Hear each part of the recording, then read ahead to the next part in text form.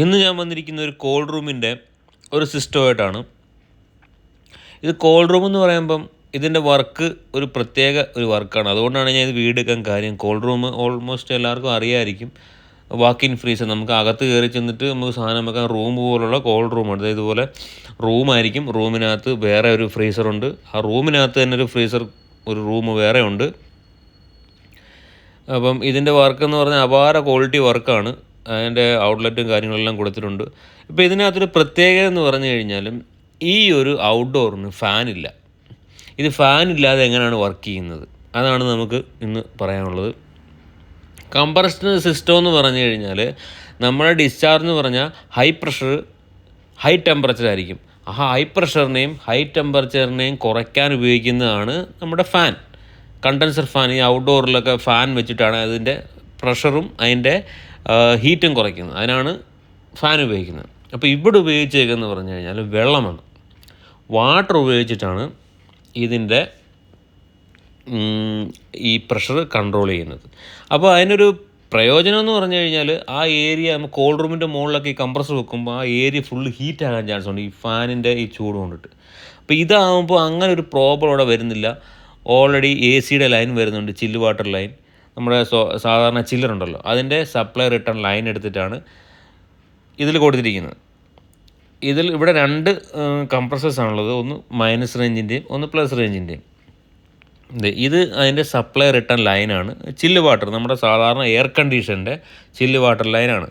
അതെടുത്ത് കൊടുത്തിരിക്കുന്നത് എവിടെയാണെന്ന് നോക്കിയേ, നമ്മുടെ ലിക്വിഡ് റിസീവർ ടാങ്കിലോട്ടാണ് കൊടുത്തിരിക്കുന്നത്.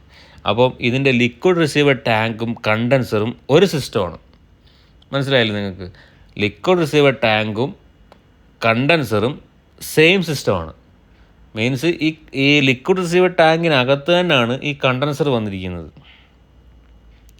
സംഭവം പിടികിട്ടിയോ? അപ്പം ഈ വെള്ളം, ഈ കോൾഡ് വാട്ടർ വന്നിട്ട് ഈ ലിക്വിഡ് റിസീവർ ടാങ്ക് കയറി, പക്ഷേ അതിനകത്ത് മിക്സ് ആകുന്നില്ല. അതിനകത്ത് വേറെ ലെയറുണ്ട്, ഈ വെള്ളം പോകാനായിട്ടുള്ള ലെയറുണ്ട്. ആ ലെയറിൽ കൂടെ പോയിട്ട് തിരിച്ച് റിട്ടേൺ വരും.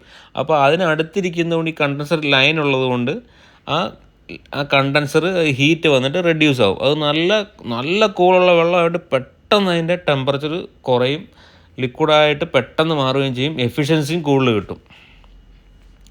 ഇതാണ് അതിൻ്റെ പ്രഷർ റെഗുലേറ്റർ.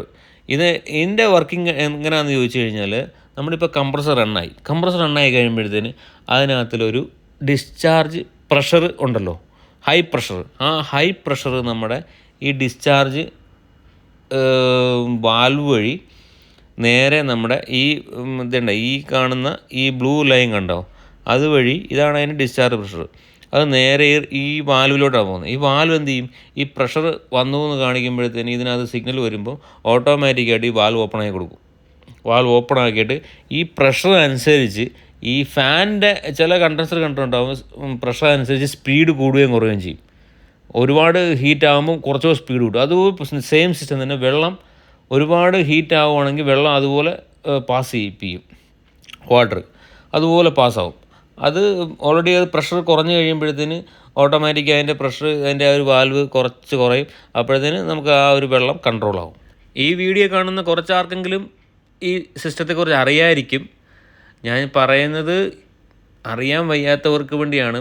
അവർക്ക് എന്നെക്കൊണ്ട് പറ്റുന്ന ഒരു നോളജ് ഷെയർ ചെയ്യാം, ഒരറിവ് പകർന്നു കൊടുക്കാം, അത്രയേ ഉള്ളൂ ഞാൻ ഉദ്ദേശിച്ചത്. അപ്പം നിങ്ങളുടെ സപ്പോർട്ട് വേണം, എന്നാൽ മാത്രമേ എനിക്ക് അടുത്ത വീഡിയോ ചെയ്യാനുള്ള ഒരു പ്രചോദനം ഉണ്ടാവുള്ളൂ. എല്ലാവരും അതുകൊണ്ട് സബ്സ്ക്രൈബ് ചെയ്യുക, ലൈക്ക് ചെയ്യുക, ഷെയർ ചെയ്യുക. അപ്പം നമുക്കൊരു പുതിയ വീഡിയോ ആയിട്ട് കാണാം. ഓരോ വീഡിയോകളുടെയും പ്രിപ്പറേഷനിലാണ്. സമയം കിട്ടാത്തതുകൊണ്ടാണ്, എനിക്ക് കുറച്ച് വർക്ക്, കമ്പനികളുടെ അഡീഷണൽ വർക്ക് വന്നതുകൊണ്ട് എനിക്ക് ടൈം കിട്ടുന്നില്ല. അതുകൊണ്ട് മാത്രം